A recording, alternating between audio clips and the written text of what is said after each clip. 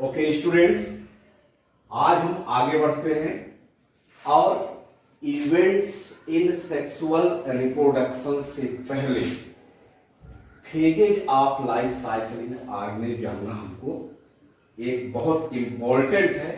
NEET में भी इससे कई बार क्वेश्चन आ चुके हैं, 12th में भी आ चुके हैं और आते रहते हैं। इसलिए इवेंट से पहले हमको क्या करना है, phases of life cycle in army के बारे में पढ़ना है। ठीक है, ओके। तो there are 3 phases in organ जिनमें सेक्सुअल रिप्रोडक्शन होता है। जिन आर्गेन में उनमें 3 फेजेज पाई ही जाती हैं। जैसे देखिए, इसमें juvenile phase in animal, vegetative phase in plant. जब से बर्थ हो गया, जन्म हो गया किसी लिविंग का, वो जब तक रिप्रोडक्शन के लिए तैयार नहीं होता है कि अगेन लिविंग तैयार करे, उससे पहले एक प्रिपरेशन होता है, बॉडी प्रिपरेशन होता है, जिसे हम क्या कहते हैं, जुवेनाइल फेज इन एनिमल में and vegetative phase in plant में। यानी जब तक फ्लावरिंग नहीं आती उससे पहले सीडलिंग से लेकर उसको ग्रोथ होनी है, फिर फ्लावरिंग आनी है निश्चित as per. Then second stage आती है सेक्सुअली स्टेज, जिसे कहते हैं रिप्रोडक्टिव फेज। तो रिप्रोडक्टिव फेज में वो एनिमल होगा तो बर्थ देगा अगले ऑफस्प्रिंग को, यदि प्लांट होगा तो फ्लावरिंग करेगा, फ्रूटिंग करेगा। ओके। देन थर्ड स्टेज आती है सेनेसेंट फेज या सेनेसेंट फेज। एक ओल्ड एज यानी बुढ़ापा है, बुढ़ापा यानी सेक्सुअल रिप्रोडक्शन के बाद बुढ़ापा आता है, चाहे प्लांट में हो चाहे एनिमल में हो। तो बुढ़ापे के बाद फिर उसकी डेथ होनी है। तो ये है फेजेज। तो फेजेज बहुत इंपॉर्टेंट है, इसको हमको पढ़ना है। एनसीईआरटी में हिडन लगता है, इसको नहीं पढ़ते, छोड़ देते हैं, इसको पढ़ना जरूरी है। The period during which an organ grows to attain the sexual maturity is called juvenile phase in animal. Then second and जिसे कहते हैं vegetative phase in plants. Plants में vegetative होता है। देखिए, हमने देखा है कि पहले ही सीड लगाया और तुरंत ही फ्लावरिंग नहीं होती है, उससे कुछ एक निश्चित एज के बाद फ्लावरिंग होती है। तो जिसे हम कहते हैं, जब फ्लावर से पहले वाली स्टेज क्या कहते हैं, vegetative phase. When the organ starts reproducing sexually called reproductive phase, यानी जब यंग वंस को बर्थ देना शुरू कर दी एनिमल और प्लांट्स फ्लावरिंग में फ्रूटिंग कर दें, उसे कहते हैं आप reproductive phase. Then third the end of reproductive phase, जो रिप्रोडक्शन के बाद is marked by the onset of another phase called senescent phase, यानी बुढ़ापा यानी एजिंग, एज के बाद उसकी डेथ होना है। अब एनिमल में रिप्रोडक्शन सेक्सुअल और प्लांट में सेक्सुअल रिप्रोडक्शन, इसके बारे में देखते हैं। कुछ कंडीशंस हैं, जैसे sexual reproduction in plant. Plants में क्या है, एनुअल और बाइनियल और बाइनुअल, जो 1 वर्ष के होते हैं, 2 वर्ष के होते हैं। When plants exhibit clear-cut vegetative, reproductive and senescent phase, ये फेजेज क्लियर होती है। वो क्लियर कैसे होती है, देखिए ये हमको फिगर ड्रा किया हुआ है। वेजिटेटिव ग्रोथ सीड जर्मिनेशन से लेकर के अब फ्लावरिंग तक की position vegetative phase. Then reproductive phase में फ्लावरिंग एंड फ्रूटिंग होगी। देन इसके बाद सेनेसेंट फेज यानी कि एजिंग यानी बुढ़ापा आएगा एंड डेथ होगी।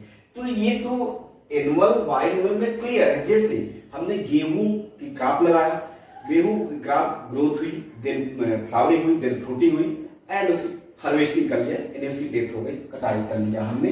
ये तो क्लियर है, वेजिटेटिव हुई, रिप्रोडक्टिव हुई, सेनेसेंट बुढ़ापा के बाद हमने हार्वेस्ट कर लिया, ये तो क्लियर है। लेकिन इन पेरेनियल जो कई सालों तक जीवित रहते हैं, fruiting flowering, these phases can not be defined clearly इसको नहीं डिफाइन कर सकते कैसे कि वेजिटेटिव आया, फिर रिप्रोडक्टिव आया, फिर ये। तो देखिए यहाँ पर एक क्लियर हमने और ड्रा किया हुआ, वेजिटेटिव ग्रोथ आई, वेजिटेटिव ग्रोथ के बाद देन रिप्रोडक्टिव फेज आया, फ्लावरिंग आई, फ्रूटिंग आई। देन कुछ दिनों बाद फ्रूटिंग फ्लावरिंग बंद हो, फिर से ग्रोथ शुरू हो गई, फिर then vegetative growth start, vegetative growth हो गई, then fruiting flowering, flowering fruiting, then Again, flowering fruiting, then stop, then flowering fruiting, then stop, then flowering fruiting, then stop. तो एक अल्टरनेटली हम तो बहुत नजदीकी से देखे मैंगो आम, इस साल जैसे आम आ गया, बौर आ गई, उसमें फ्रूट आ गए, लेकिन नेक्स्ट ईयर वही प्लांट फ्लावरिंग फ्रूटिंग नहीं करता, रुका रहता है, स्टॉप रहता है, उसकी ग्रोथ होती है वेजिटेबल, फिर नेक्स्ट ईयर वो फिर से खुलता। लेकिन इससे पहले जो एनसीईआरटी में एक एग्जाम्पल है, बहुत बढ़िया एग्जाम्पल है, देखिए स्ट्रोबिलंथस कुंथियाना यानी नील करंजी, जो कि नीलगिरी हिली एरिया में, जो कि नीलगिरी हिली एरिया केरला, कर्नाटका, तमिलनाडु में आता है। यहां पर देखते हैं कि ये प्लांट है, ये प्लांट नील करंजी के नाम से आता है और एक वर्ष फ्लावर देता है, फिर अगले 12 वर्ष तक यानी 12 ईयर तक रुका रहता है। यहाँ पर हम दिया है कि सितंबर अक्टूबर 2006, देन 2018, अब नेक्स्ट 2030 में फ्लावरिंग होनी है। तो 12 ईयर का मतलब है कि vegetative growth, then fruiting flowering, then vegetative growth, then fruiting flowering, ऐसे चलती रहती है। Some plants show unusual behaviour for flowering, like example दिया हमने स्ट्रोबिलंथस कुंथियाना नील Karanji, once flower once in 12 years. This plant flowered during September October 2006, 2018, then आने वाला 2030। Where bamboo बांस में देखते हैं कि बढ़ता जाता, बढ़ता जाता, जैसे ही अंत होगा एक बार फ्लावरिंग आ जाएगी, इसके बाद उसकी लाइफ समाप्त हो जाएगी। Where bamboo plant flower only once in their life time, उसी से मोनोकार्पिक कहेगी, एक बार फ्लावरिंग आ रही है, एक बार फ्रूटिंग आ रही है। अब ये स्ट्रोबिलंथस कुंथियाना जब फ्लावर आता है तो ब्लू कलर फ्लावर हो जाता है, नीला कलर का, इसीलिए नीलगिरी हिल या नीलगिरी माउंटेन नाम से वो एरिया जाना जाता है, जहां पर कि बहुत सारे टूरिस्ट आते रहते हैं जब ये फ्लावरिंग होती है। नेक्स्ट आता है सेक्सुअल रिप्रोडक्शन इन एनिमल। तो सेक्सुअल रिप्रोडक्शन एनिमल में देखते हैं, जैसे प्लांट में देखा था वेजिटेटिव ग्रोथ हुई थी, आपका रिप्रोडक्टिव फेज आया था, देन सेनेसेंस आया था, तो उस एनिमल में भी चाहिए, एनिमल में भी ऐसा ही है। तो देखिए सेक्सुअल रिप्रोडक्शन इन एनिमल, तो सेक्सुअल रिप्रोडक्शन एनिमल में हम यहाँ पर दो कैटेगरी लेते हैं। दो कैटेगरी कैसे, देखिए कुछ ऐसे एनिमल हैं जिनकी रिप्रोडक्टिव फेज स्टार्ट होने के बाद वो कॉन्टिन्यूअस यंग वंस को जन्म देते रहते हैं, लगातार उनका बच्चे होते रहते हैं, यानी कि वो रिप्रोडक्शन कंटिन्यू उनका चलता रहता है। तो उन्हें क्या कहते हैं अपन, कॉन्टिन्यूअस ब्रीडर।